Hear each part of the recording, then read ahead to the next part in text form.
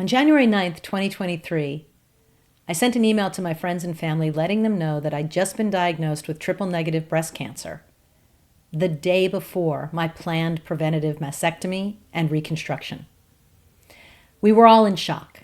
One reply hit me like a body blow. My friend wrote, "I'm so sorry to hear this, and I'll support you however you need. And did you know that people who eat vegetarian diets have lower rates of cancer? Maybe you should consider it." Okay, I know he meant well. But in that moment, I didn't feel supported.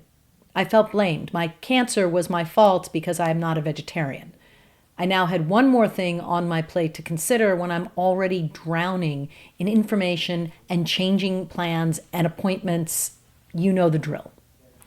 But that email made me realize something important, that the way people talk to us after we tell them about cancer can be comforting or can actually make the weight we're carrying heavier.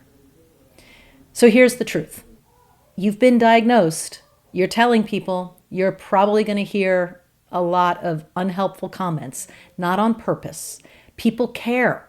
They just don't know what to say, and they don't know that what they're saying could make it worse, which they really don't want to do.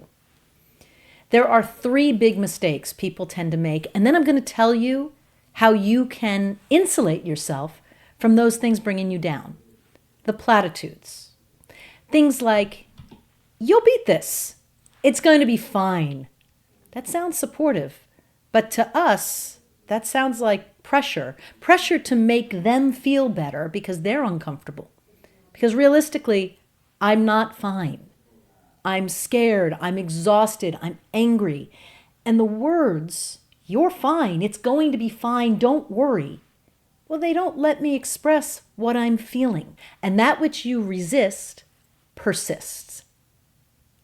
So I want to express what I'm feeling. Number 2 thing that happens is people come with advice about treatments, about diets, about miracle cures, about supplements. Even when it's meant to help, it's overwhelming, and it feels like if you don't appreciate it, what's wrong with you? It's your fault. Your cancer's your fault. Now you're not doing the right thing for treatment. Instead of comfort, it makes us feel small. And number 3, only talking to me about cancer. Suddenly every conversation's about treatment, side effects, test results. Here's the thing. Cancer is now part of your life, but it's not who you are. And we all know endless cancer talk is exhausting. You know you can't control what people say, but you can guide them, and you certainly can control how you respond and what you let land. So here's what you can do today. I'd like you to create some boundary-setting phrases. I want you to put them in your mind to be ready for the inevitable words that people say that aren't quite right. For example, when you hear a platitude, "You're going to do great. Oh, thanks for thinking of me." That's my boundary-setting phrase. When someone advice dumps, you can try, "I know you want to help. Right now, what I need most is for you to just listen." And when cancer dominates the conversation and you're done, try, "Can we talk about something else, anything else today? I'd love a distraction." You don't have to explain why you've asked for those things. You get to protect your peace, your mindset, and your process. Because here's the thing. Cancer's now in the room, but it does not get to dominate the room or take your power. At the end of the day, we can't stop people from saying clumsy things about cancer. They're uncomfortable, you're uncomfortable. But you decide which words you let in and which ones you leave on the table. There's real power in that.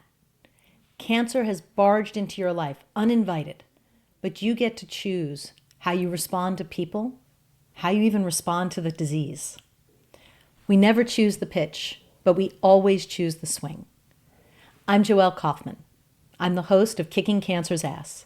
Please share this episode with someone who needs it and support the show by subscribing right here and going over to kcapodcast.com for the newsletter, where you'll get in-depth articles, searchable transcripts, and the ability to be part of the KCA community. Until next week, keep kicking cancer's ass.